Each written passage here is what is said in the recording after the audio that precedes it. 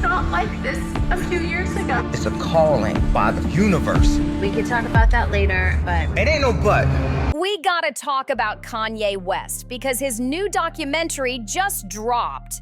And wow, he is not looking good at all. In one viral clip, he's straight up screaming at Kris Jenner, and the internet is going crazy. People are actually siding with the Kardashians this time, which almost never happens, so you know this is serious. The documentary, directed by Nico Ballesteros, dives deep into Kanye's past and shows the first cracks in his image. It kicks off with the messy cancellation of his planned tour with Lady Gaga, right after that unforgettable Taylor Swift VMA moment when he stormed the stage and cut her speech short. That moment was explosive, and the backlash was brutal.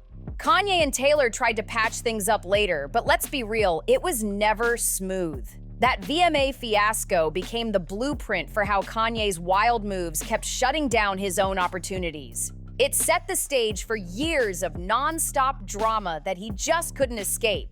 Then the film jumps forward, showing Kanye talking to Kim about being off his meds for months, claiming it's all part of his calling. He frames it like he's on some bigger mission, but you can clearly see the cracks showing. He's mixing his personal struggles with his public image in a way that's messy and hard to watch. And of course, the documentary keeps circling back to his 2016 breakdown, when he suddenly canceled the rest of his St. Pablo tour and ended up hospitalized. Even though the cameras never actually show it, Kanye treats that moment as the ultimate turning point. It feels like he can't stop bringing it up, as if that breakdown defines everything that came after, both in his career and in the way the media tears him apart. The documentary shows how all of this drama ended up straining Kanye's relationship with his own family, and it also sparked a deep distrust of the media and industry insiders who kept twisting his name. He felt like everyone was against him, and the film makes it clear that he carried that resentment for years. Then it dives into one of the most shocking parts of his career, his political awakening.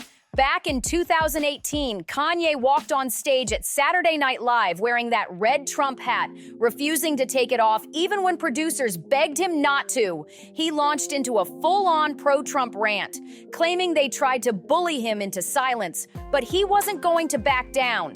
He also dropped a controversial line, saying whenever there's a black figure in the spotlight, like Bill Cosby, the industry makes sure there's always a black comedian talking about it. That hit hard, and cast member Michael Che wasn't having it. He confronted Kanye right after the show, thinking the line was aimed at him. Kanye pushed back, saying it wasn't about Michael, but the tension was thick.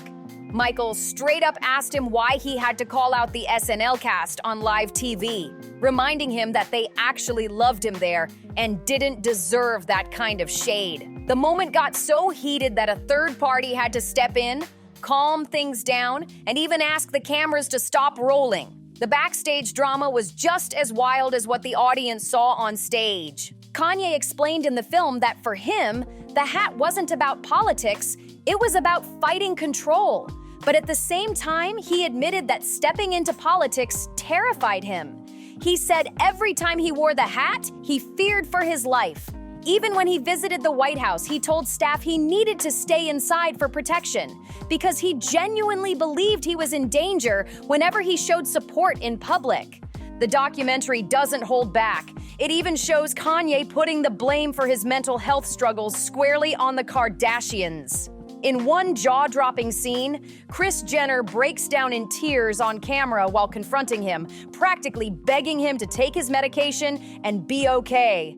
But Kanye fires back, saying he'd rather be gone than take the meds, shocking everyone in the room. He demands that Kris admit the Kardashian-Jenner clan had a hand in his struggles, accusing them of refusing to own up to the toll they've taken on him. Kris finally responds, admitting they've affected him, but insisting that what strangers say online shouldn't matter, that only the people close to him count. She tells him she loves him and even says she wishes Kim could love him the way he wants to be loved.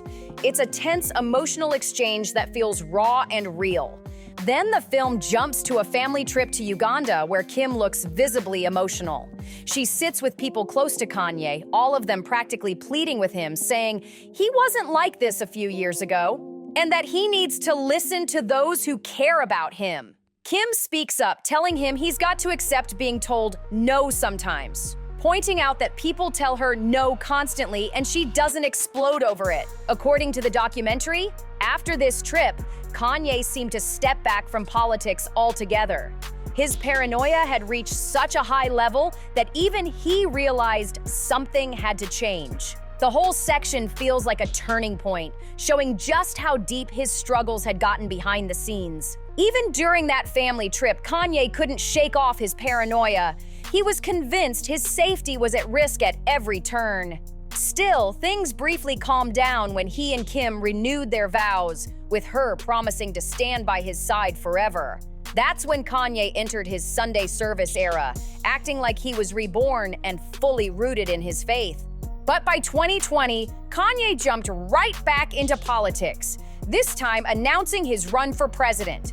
At the same time, he was pouring energy into his Wyoming empire, talking about building a whole new world with his Yeezy brand, mixing fashion, architecture, and even sustainable living projects. It sounded visionary, but the chaos never stopped. His wild statements online had fans questioning whether they could even keep supporting him anymore. Things got even darker when Kanye went on stage and revealed that he and Kim once considered not having their daughter North. That moment sent shockwaves everywhere, and soon after, Kim filed for divorce, admitting the marriage had reached a breaking point.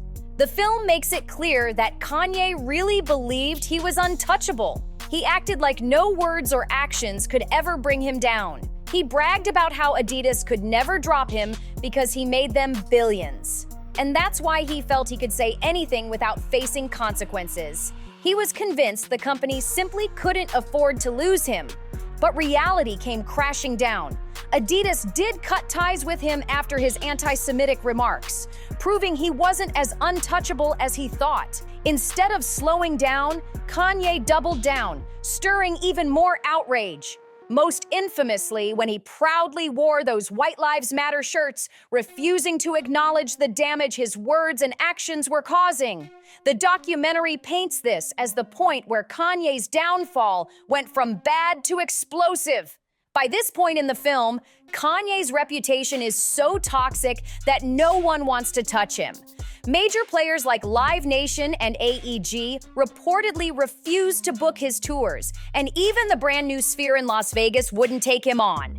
That rejection speaks volumes. He went from selling out stadiums to being locked out of the biggest stages in the world.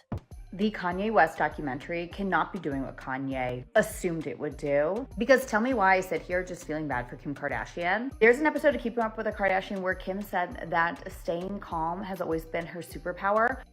And I'm starting to think that was something she learned, not only from the Paris robberies, but from Kanye. Because the way that man reacts as soon as he is told no is worse than a 5-year-old. I am not a Kim Kardashian fan. I do have to put respect on how she handles what I feel like would be stressful or chaotic situations. Let's talk about it. I just saw video clips of something that Kanye actually put out himself, but I guess he's doing this like documentary behind the scenes. I'm not sure what he's putting out, but it's him kind of going off on Kim and one of his relatives. He's extremely heightened in regards to his emotions, and he's just kind of going off. And you can see that Kim's becoming emotional in the sense of like starting to cry. But one of the things that I've always found fascinating about Kim, but I do think it's possibly a trauma response, is her ability to stay calm, cool, and collected in a chaotic, overwhelming, stressful situation. As a person that used to love Kanye, and I used to argue people down about how he was just misunderstood and y'all just don't get it, y'all taking it out of context, I used to sound just like the MAGA people be sounding about Trump. But I say all of this to say y'all will never gaslight me into believing that Kim Kardashian was a bad wife to him and that she's the reason that he ended up the way that he is now. I don't think Kanye ever had good intentions for Kim Kardashian. I feel like he became so fixated on her beauty and the status that she was able to obtain without having a talent per se. And I feel like he got with her because he wanted to control and belittle her. And once she wasn't letting that happen no more, that's when he really started airing out shit. I feel like she could have been exposed Kanye for who he truly is a long time ago, but she always kept it quiet about him. Throughout the documentary, Kanye struggles to explain what his story even is. He constantly rants that the media tries to box him in as bipolar, but he flips it, claiming he's just misunderstood, off his meds, or even targeted by hidden forces. He's clearly aware that people see his outbursts as mental health issues, but he rejects that label completely. Instead, he reframes everything as political, spiritual, or visionary, anything but a personal crisis. It feels like he's desperate to control the narrative, but also trapped by his own actions. He refuses to take criticism from anyone, not his team, not his family, not even Kim. And that stubbornness is shown as one of the key reasons their marriage couldn't survive. What's wild is that even people who can't stand the Kardashians admit one thing: Kim stood by Kanye through more than most would ever tolerate. The doc shows how she tried to weather the storms, but even she couldn't stop him from spiraling. In the end, Kanye insists he's more himself off medication and only wants people around who understand his so-called purpose on Earth. But longtime fans are heartbroken watching this downfall unfold.